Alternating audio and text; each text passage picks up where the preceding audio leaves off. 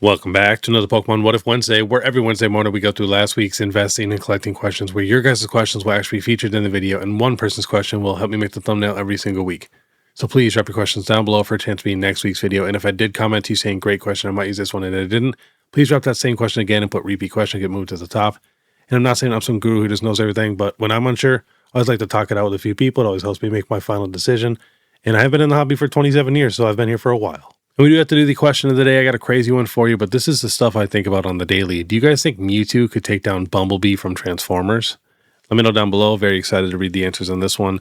And we do have to give a quick thanks to our video sponsor, and that is Collectr. This app is the best of the best when it comes to tracking your collection. No other app even compares. I have tried every single one of them. And they're always trying to improve by adding new cards, boxes, and features, so let us know down below if there's anything you want them to work on or add.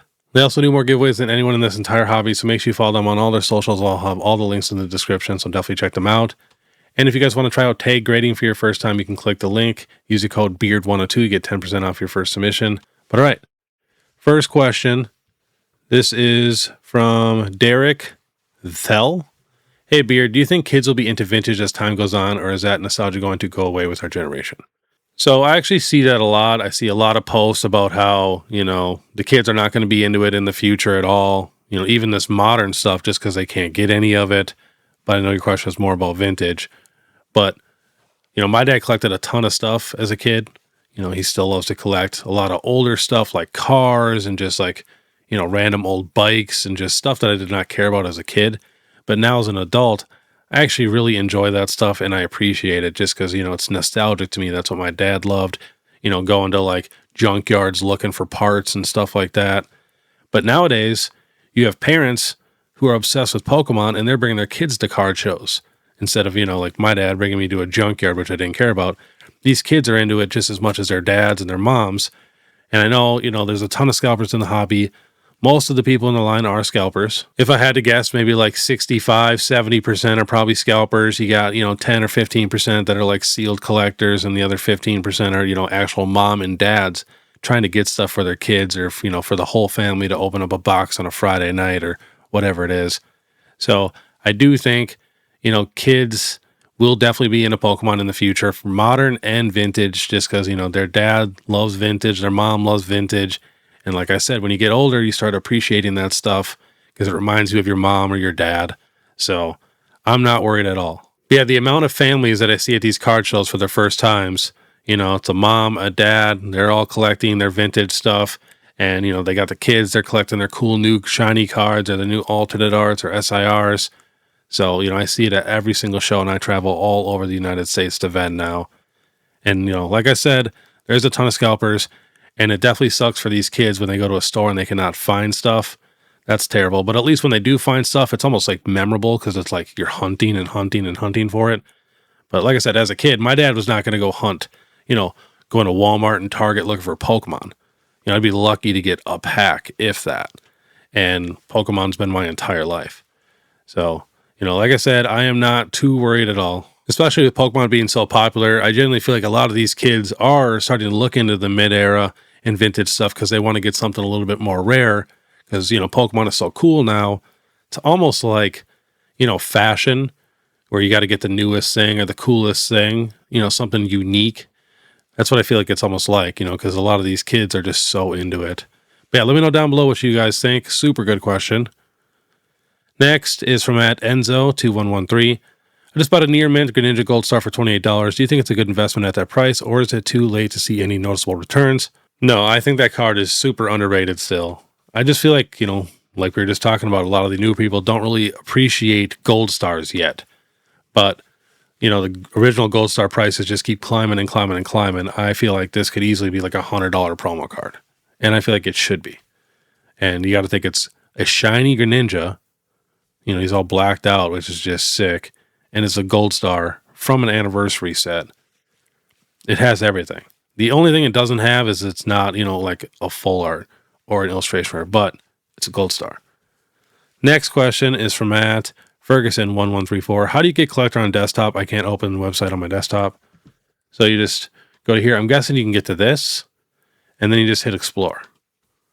And then you got all of Collectr right on the website. Next is from @Mo Darazi. Hello, mystical beard pokey god. Wow. I have a 151 booster bundle display. Nice. 151 ETB and the 151 Zard in a PSA 10. I've had them for 2 years now and was wondering, do you think I should sell or do you think I should keep holding? I bought the ETB at $100, booster bundle display at $600. Appreciate the advice, brother. So in my opinion, it really just depends on, if you need money or if you, need to buy something or you want to invest it into something else. But 151, that's a long-term hold for me. And you got some really, really good stuff. The 151 booster bundle display has been pretty leveled out for quite a while. Yeah, if it were me and I did not need the money, I would definitely hold on to it. But if you do need the money or you want to get something else, it's always a good time to sell when Pokemon is at its all-time high, basically. Next is from Wetzel Pretzels. Thoughts on Chinese Cubone being $1,300 in a PSA 10? Wild, last month it was $400. You think it's a $1,300 card? Probably not $1,300, and not yet at least. It really sucks because I'm in the middle of buying all these in a PSA 10, and I've been talking about them forever. I basically got them all raw, which is super nice. I got them before they all went crazy, but I was telling everybody how cheap these cards were. Cubone got down to $65, and it's a Chinese exclusive art rare. But yeah, PSA 10 price, that is just crazy. We got a sale here at $1,259. Yeah, that's a little expensive in my opinion. I feel like it should be like a $700 or $800 card at most in a PSA 10. But man, it is beautiful. The one thing I love about this is you never see Cubone happy, and these two are actually happy and peaceful. So it's one of the best, Chinese exclusives that we have gotten, but $1,200 is kind of expensive. Next is at Danny Perez. Hey Beard, love the content. What do you think of the Dark Sylveon and Lance's Charizard? I think they are really underrated. So I do enjoy both of these cards. I wish they were, illustration rares. The arts are beautiful.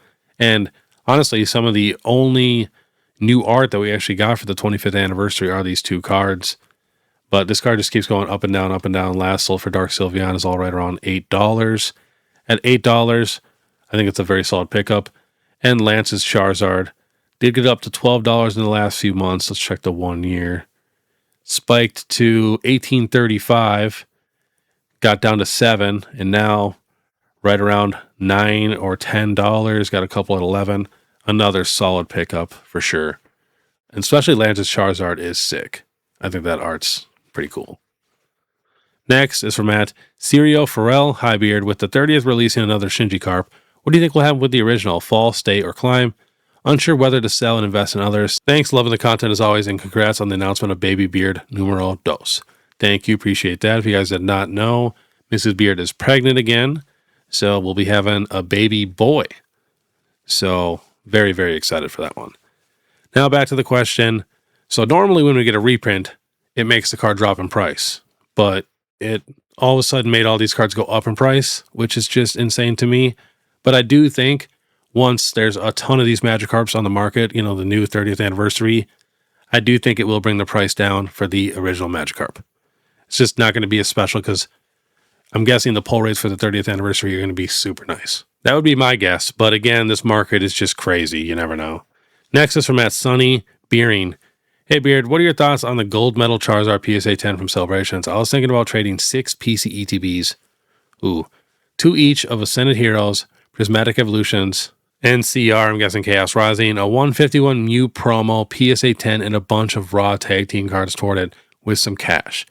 I just think it's super low pop, and they have never made metal cards like this again, which makes it super unique. Celebrations is around the corner, so I feel like if I don't get it now, I'll miss the boat. So that is a super tough one.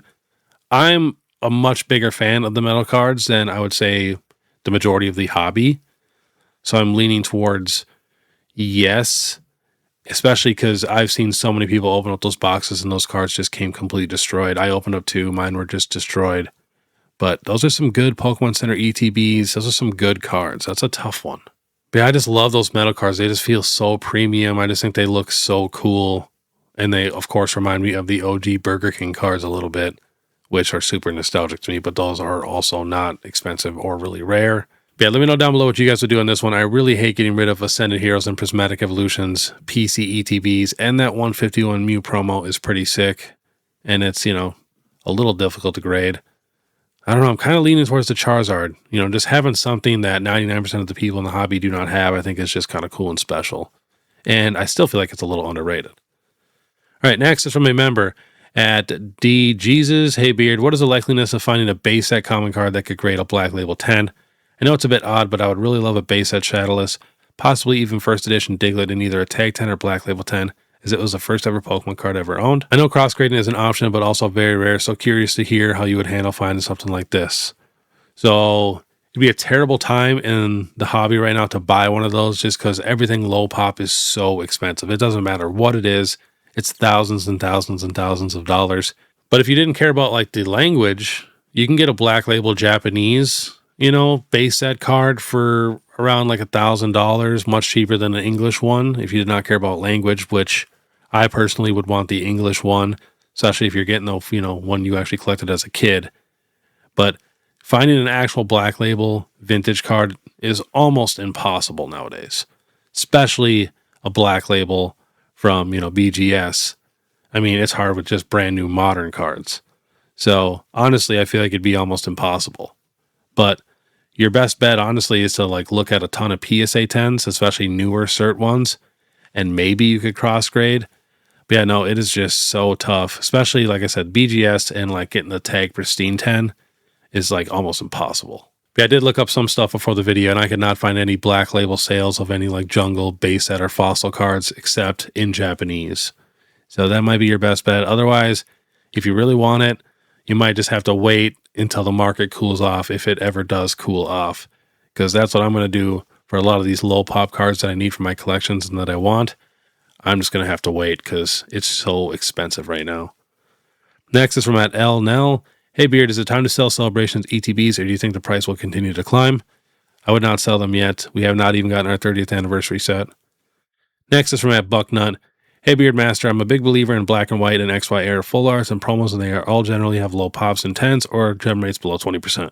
For example, I picked up the Magikarp XY 143 in a 10 this weekend at Card Party, crazy low 8% gem rate, and one of 2 unique arts that depict shiny Magikarp in the entire TCG. Do you think this era as a whole is overlooked and due for a boom? Or do you think the era is properly valued or just not cared about by many collectors? I definitely feel like there's some cards that are still a little undervalued, but the low pop stuff, like I just said, it's literally climbing every single week. If someone finds that it's a low pop, everybody's just literally jacking the prices up on eBay. Someone even messaged me recently about a card. I cannot remember what card it was, but they were watching them all, and they're all like $1,200, and they were going to get one. There was like 3 of them on eBay, and all of a sudden, he went back and looked the next day, and they were like $2,500 from the same sellers. They all raised the price from 3 different sellers. So people are literally just jacking up the prices on these low pop cards. So that's why I said I'd be careful. But yeah, there's definitely some gems in the X and Y era, especially, the full arts. I feel like are definitely a little underappreciated, especially raw near mint prices. Like I said, PSA 10s, those low pops are just insane. Next is from at Strangel Brangle. Would you trade a Paldean Fates and Ascended Heroes PC ETB for the Mega Charizard X SIR? So I'm way more of a collector than I am technically an investor. So if that's a card that I need for my set, and you got, both of those ETBs for $50 or $60 and you can get your Charizard X SIR, I'd probably do that trade, to be honest. You're getting one of the best, craziest modern cards we've gotten, and you never know with this hobby. That thing could go insane. I could possibly see the Ascended Heroes PC ETB, maybe beating the Charizard like way, way, way down the road, but you never know. Like I said, if you need it for your collection, I would just grab it. Next is from at Gengar Trainer. Hello, Mr. Beard. I hope you and your family are doing well. I'm a mom, and my 11-year-old son is interested in learning to vend. He's been collecting about 4 years and has about 16 master sets, along with other great cards and a lot of steel products he likes to collect as well. He learned to play TCG 3 years ago and loves that as well. I took him to his first NAIC this year. Can you give some advice to him for starting to vend? How do you decide what to vend and what to keep for your personal? We enjoy watching your channel. Thanks so much. So you just got to really have him go through his entire collection and think long term. You're going to want to buy this card back in the future. Figure out your favorite Pokemon, your favorite sets, and then just keep everything that you actually enjoy. And then think about some of the stuff that you'd maybe want to trade or sell. And also, while you're doing that, maybe try to look for a good little lot online. It doesn't have to be huge. Just so you can get another little binder of doubles and, triples and stuff. Because I got the same problem. I don't want to sell anything that I own. But that's why I like to get doubles and triples, or 10 or 20 or 50 of them. Because, then I'll be way more likely to sell some of them, even though I still don't like selling those sometimes. But yeah, just be careful on what you sell because sometimes you regret it. You never know. You could sell it for $500 and then it goes to the moon and never comes back down. And then you want that card and it's now worth 5 or 10 grand. So just really think about long-term stuff, how, rare stuff is and how in-print stuff is too. That does matter. But the good thing about vending is it is a great way to just buy collections also, and you're going to grow your collection even crazier while you're vending. So, don't be too worried. If it's more modern stuff, you can always get that back. But, just be smart and just figure out what you love and hold on to those. Next is from a member at Rob Ward 9339. Hey Beard, you are a weekly part of my family. Thank you.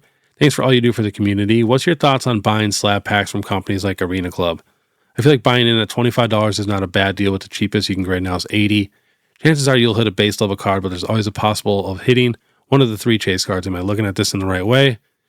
So, I'm not the biggest fan of those. If you want to do it every once in a while, sure. To me, it's no different than going to the casino. But, I would not spend a ton of money or get obsessed because they're always kind of made to where, they profit. You can definitely get lucky, but most of the time you are going to lose. But, at $25 with it now being $80 to grade a card, I see what you're saying. That's not terrible. Especially it's not too expensive to where if you did that every once in a while, wouldn't be too big of a deal.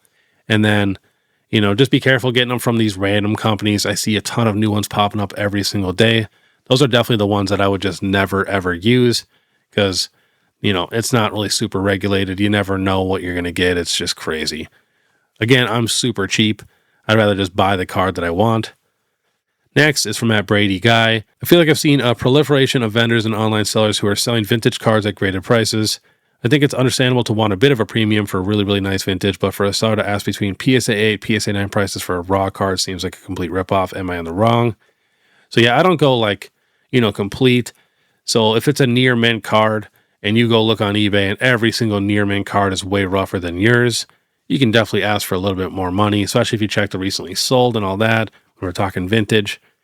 But yeah, some of these people are crazy. They'll literally charge like PSA 9 prices or PSA 10 prices for a raw card. I always feel like you should at least drop a grade or two if it is raw. Like if you are pretty confident the card is going to get, let's say, a PSA 8, you can maybe sell it at like a PSA 6 or PSA 7 price. That's usually what I would do, especially if when you look online and all the near mint copies or whatever they are just terrible and lightly played or moderately played, which a lot of times when you look them up, that's what it is. The amount of people that I see put near mint on eBay and the pictures are just terrible is insane. And I really feel like it's not just people scamming, it's just people don't really even know and they're just trying to sell cards for the first time. But yeah, I've seen some people ask for some crazy stuff raw. It's like, why would I buy this raw when I know it's not going to 10 and I could buy a PSA 9 for the same exact price on eBay right now? Doesn't make sense. Next and last on the list is from Curio Collect. A question for you, Beard San. I don't live in the US nor do I have access to TCG Player. Often the prices of cards in my market are not equivalent to the exchange rate, sometimes 2 to 3x the US price in my currency. Why do you think prices vary so much in different regions? Do prices in the US often not include tax in the price? Are shipping costs not often included in the listed price? So a lot of times they're not included like on TCG Player. And then when you actually click it, it'll show the shipping there. And then when you go to, check out, then you're going to get the tax. So a lot of times you do have to add like a buck or two at least, depending on what it is. Obviously, if it's, more expensive, it's going to be more tax and shipping and stuff. But for these cheaper cards, that's why I like, on TCG Player, you can buy, multiple of one card and they'll have like, free shipping if you spend $5 or more. So at least you're getting that free shipping if we're talking like cards that are like $1 or $2 a piece.